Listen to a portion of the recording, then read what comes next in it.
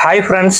இங்க நிறைய பேருக்கு பணத்தை எதுல முதலீடு பண்ணணும் அப்படின்ற ஒரு பெரிய குழப்பம் இருக்கு. அது நிறைய வேலைக்கு போறவங்களா இருக்கட்டும், ஒரு வியாபாரம் பார்க்குறவங்களா இருக்கட்டும், எல்லாத்துக்குமே பணத்தை எதுல நான் இன்வெஸ்ட் பண்ணணும் அப்படின்ற ஒரு குழப்பம் இருக்கு இல்லையா? இங்க ஒண்ணு மட்டும் தெளிவா புரிஞ்சுக்கோங்க. உங்களுக்கு அந்த வருமானம் எதிலிருந்து கிடைத்ததோ அதுல தான் நீங்க இன்வெஸ்ட் பண்ணணும். உங்களோட நாலேஜ் எதுவோ, உதாரணத்துக்கு ஒருத்தர் ஒரு வியாபாரம் பண்றாரு, அதுல இருந்து நிறைய லாபம் வருது அப்படின்னா அவருடைய முதலீடு அந்த வியாபாரத்துல தான் இருக்கணும்.